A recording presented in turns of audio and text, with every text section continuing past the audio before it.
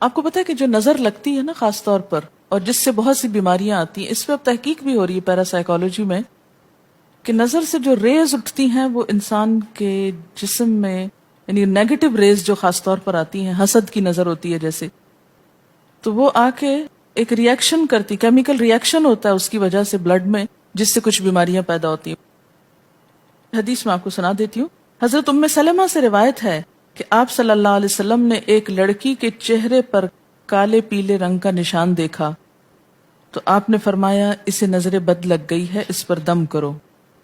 حضرت جابر کہتے ہیں کہ آپ صلی اللہ علیہ وسلم نے آل حزم کو سانپ کے ڈسنے کی وجہ سے دم کرنے کی رخصت دی، اور آپ نے اسما بنت امیس سے پوچھا کیا وجہ ہے کہ میرے بھتیجے کمزور ہیں، کیا فقر و فاقہ کا شکار ہیں، یعنی کھانے پینے کے باوجود یہ کیوں کمزور ہیں، کیا ان کو کچھ کھانے کو نہیں ملتا؟ انہوں نے کہا نہیں، بلکہ انہیں نظر بد بہت جلد لگ جاتی ہے، تو آپ نے فرمایا ان پر دم کیا کرو۔ یعنی جس بیماری کی سمجھ میں نہ آئے کہ کھائے پیے بھی انسان جوان بھی ہو لیکن اس کو صحت ہو ہی نہ، کوئی ظاہری سبب معلوم ہی نہ ہو، تو ایسے شخص پر دم کرنا چاہیے۔ حضرت عائشہ صدیقہ کہتی ہیں کہ رسول اللہ صلی اللہ علیہ وسلم نظر بد کی وجہ سے دم کرنے کا حکم دیتے تھے۔ حضرت انس کہتے ہیں کہ آپ صلی اللہ علیہ وسلم نے نظر بد اور بچھو وغیرہ کے ڈسنے سے اور پھوڑوں سے دم کرنے کی اجازت دی، یعنی پھوڑے وغیرہ جو ہوتے ہیں نا اس پر بھی دم کی اجازت دی، تو جسمانی بیماری ہے نا۔ اور نظر کے بارے میں تو یہ بھی کہا گیا ہے، حدیث میں آتا ہے کہ نظر بد کا لگنا حق ہے، انسان کو اونچے پہاڑ سے گرا سکتی، کیونکہ ہوتا کیا ہے کہ جب ایک خاص اینگل سے دیکھا جاتا ہے تو دوسرے انسان کے جسم میں جیسے لرزہ سا آ جاتا ہے نا، اور انسان ہل جاتا ہے۔ اس کی دلیل قرآن میں بھی ہے، ایک سورت کے آخر میں آتا ہے وَإِن يَكَادُ الَّذِينَ كَفَرُوا لَيُزْلِقُونَكَ بِأَبْصَارِهِمْ لَمَّا سَمِعُوا الذِّكْرَ، کہ قریب ہے کہ کچھ کافر آپ کو اپنی نگاہوں سے کیا کر دیں، پھسلا دیں جب یہ قرآن سنتے ہیں، یعنی وہ سننے نہیں آتے تھے، صرف آپ کو گھورتے رہتے تھے۔ اور کس لیے گھورتے رہتے تھے؟ تاکہ آپ بول نہ سکیں، آپ لرز جائیں، ڈگمگا جائیں، اپنا کام چھوڑ دیں، بری نیت سے آتے تھے۔ وَيَقُولُونَ إِنَّهُ لَمَجْنُونَ، کہتے ہیں کہ یہ تو مجنون ہو گیا۔ آپ صلی اللہ علیہ وسلم نے فرمایا نظر بد حق ہے، اگر تقدیر سے کوئی چیز سبقت لے جا سکتی ہوتی تو وہ نظر بد ہے۔ پتہ کیسے چلے؟ چل جاتا ہے، پتہ کیوں نہیں چلتا؟ مثلاً آپ کا بچہ ہنس رہا تھا، کھیل رہا تھا، دودھ پی رہا تھا کہ اچانک کوئی شخص آیا اور جب وہ اٹھا تو بچے نے شور کرنا شروع کر دیا، اور پتہ چل جاتا ہے۔ بعض اوقات گھر ہی کے لوگوں کی لگ جاتی، بعض اوقات محبت سے بھی لگ جاتی، کہ بچہ کھیل رہا تھا، آپ دیکھتے کہ وہ گر پڑا، اچانک رونا دھونا شروع ہو گیا، سر پٹ گیا۔ حدیث میں آتا ہے نظر بد انسان کو موت تک اور اونٹ کو ہانڈی تک پہنچا دیتی ہے۔ اونٹ کو ہانڈی تک پہنچانے کا مطلب کیا ہے؟ ذبح کرنا پڑ جاتا ہے، تڑپنے لگتا ہے۔ آپ صلی اللہ علیہ وسلم نے فرمایا اللہ کی قضاء اور تقدیر کے بعد سب سے زیادہ نظر بد کی وجہ سے میری امت میں اموات ہوں گی۔ آپ صلی اللہ علیہ وسلم نے فرمایا نظر بد سے اللہ کی پناہ طلب کیا کرو، کیونکہ نظر بد کا لگنا حق ہے۔ اسما بنت امیس نے آپ سے گزارش کی کہ بنو جعفر کو نظر بد لگ جاتی ہے تو کیا وہ ان پہ دم کر سکتی ہیں؟ آپ نے فرمایا ہاں، یعنی ایک عورت بھی دم کر سکتی ہے، اور اگر تقدیر سے کوئی چیز سبقت لے جانے والی ہوتی تو وہ نظر بد ہے۔ آپ نے فرمایا بے شک نظر بد انسان پر اثر انداز ہوتی ہے، حتیٰ کہ اگر وہ ایک اونچی جگہ پر ہو تو نظر کی وجہ سے گر بھی سکتا ہے، یعنی فزیکلی بھی اثر انداز ہوتی۔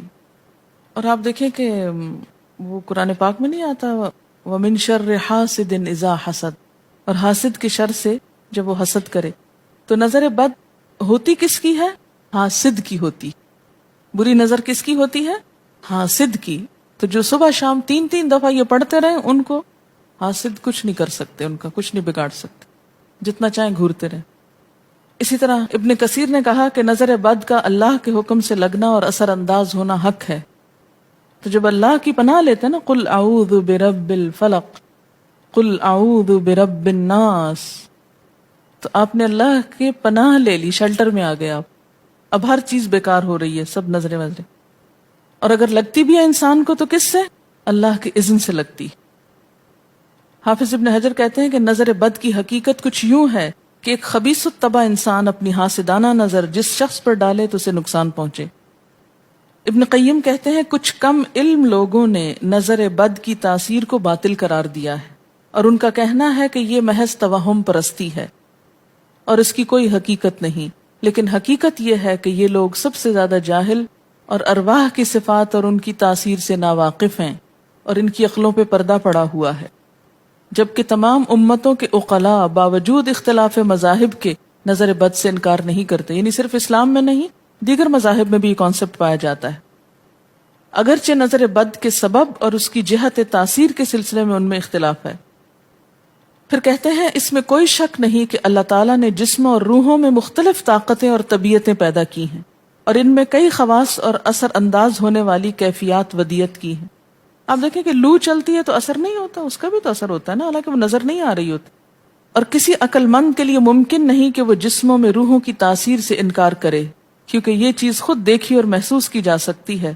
اور آپ دیکھ سکتے ہیں کہ ایک شخص کا چہرہ اس وقت انتہائی سرخ ہو جاتا ہے جب اس کی طرف وہ انسان دیکھتا ہے جس کا وہ احترام کرتا ہے، اور اس سے شرماتا ہو، اور اس وقت پیلا پڑ جاتا ہے جب اس کی طرف ایک ایسا آدمی دیکھتا ہے جس سے وہ ڈرتا ہو. یعنی جس سے آپ ڈرتے ہیں وہ آپ کو دیکھے تو آپ کا رنگ پیلا ہو جاتا ہے. فرمایا یہ سب کچھ روحوں کی تاثیر کی وجہ سے ہوتا ہے، اور چونکہ اس کا تعلق نظر سے ہوتا ہے اور اس لیے نظر بد کی نسبت آنکھ کی نظر کی طرف کی جاتی ہے، حالانکہ آنکھ کی نظر کچھ نہیں کرتی، یہ تو روح کی تاثیر. یعنی نظر یہ نظر نہیں ہے صرف، بلکہ اندر سے روح یا احساسات ہیں جو ٹرانسفر ہوتے ہیں. آپ دیکھیں کہ محبت کی نظر کیا اثر نہیں کرتی؟ کرتی ہے نا. اسی طرح نفرت کی، غصے کی، اور آپ کے چھوٹے بچے خاص طور پہ نظروں کو بہت پہچانتے ہیں. آپ نے دیکھا ہوگا کہ بچے کچھ لوگوں کے پاس فوراً چلے جاتے ہیں اور کچھ لوگوں کے پاس نہیں جاتے. بچوں کی مثال اس لیے دے رہی ہوں کہ وہ معصوم ہوتے ہیں نا، ان کو کسی نے سکھایا پڑھایا نہیں ہوتا کہ ادھر جاؤ اور ادھر نہ جاؤ، اور اگر آپ سکھائیں پڑھائیں بھی تو پھر بھی وہ اپنی مرضی کرتے ہیں، آپ کی نہیں مانتے. تو وہ ایک طرح سے بہترین جج ہوتے ہیں. بعض لوگوں کو دیکھ کے بچے رونے لگتے ہیں، بعض کو دیکھ کے مسکرانے لگتے ہیں. تو یہ ایسا کیوں ہوتا ہے؟ اچھا، اسی طرح اگر کوئی شخص کانسٹنٹلی آپ کو دیکھ رہا تو آپ کانشیس ہو جاتے ہیں، آپ ٹھہر نہیں سکتے. اسی طرح اگر کوئی سٹیئر کر رہا ہو تو اس کی نظروں سے بعض اوقات خوف بھی آنے لگتا ہے. اللہ نے کیسی کیسی طاقتیں انسان کو دی ہیں، سلطان النصیرہ. اچھا، پھر لکھتے ہیں کہ روحیں اپنی طبیعتوں، طاقتوں اور کیفیتوں اور اپنے خواص کے اعتبار سے مختلف ہوتی. سو حسد کرنے والے انسان کی روح واضح طور پر اس شخص کو اذیت پہنچاتی ہے جس سے حسد کیا جاتا ہے. ویسے بھی تو آپ دیکھیں نا، وہ رویے ایک دم آپ پہچان لیتے ہیں. یہی وجہ ہے کہ اللہ تعالیٰ نے حاسد کے شر سے پناہ طلب کرنے کا حکم دیا ہے. حاسد کی تاثیر ایک ایسی چیز ہے جس سے وہی انکار کر سکتا ہے جو حقیقت انسانیت سے خارج ہو. جنوں کی نظر بھی لگتی ہے، یہ میرا قول نہیں ہے، حدیث ہے. حضرت ابو سعید خدری سے روایت ہے کہ رسول اللہ صلی اللہ علیہ وسلم جنات اور انسانوں کی نظر بد سے پناہ مانگتے تھے. یعنی آپ جو پناہ مانگتے تھے بری نظر سے، وہ انسانوں کی بھی اور جنوں کی بھی. پھر جب معوذتین الفلق اور الناس نازل ہوئیں تو آپ انہی کو پڑھتے اور باقی دعائیں آپ نے چھوڑ دی تھی. یعنی قل اعوذ برب الفلق، قل اعوذ برب الناس، پھر سب چیزوں کے شر سے بچنے کے لیے کافی. یاد رکھیے بعض اوقات اپنی نظر بھی لگتی ہے، خود کو بھی نظر لگتی ہے. اسی طرح جب لباس اتارا جاتا ہے نہانے کے لیے مثلاً، تو اس وقت بھی دعا سکھائی گئی. بسم اللہ پڑھنی چاہیے، بیسیکلی بسم اللہ پڑھ کر اتارنے چاہیے. اور اس کے علاوہ اعوذ بکلمات اللہ التامات من شر ما خلق بھی پڑھ سکتے ہیں. آپ کو معلوم ہے کہ ٹوائلٹ میں جانے سے پہلے بھی دعا سکھائی گئی، کیونکہ جنات کے ٹھکانے گندی جگہوں پر ہوتے ہیں. اللہم انی اعوذ بک من الخبث والخبائث، خبیث جنوں اور خبیث جننیوں، خبائث سے تیری پناہ میں آتا ہوں. یہ دعا کیوں سکھائی گئی؟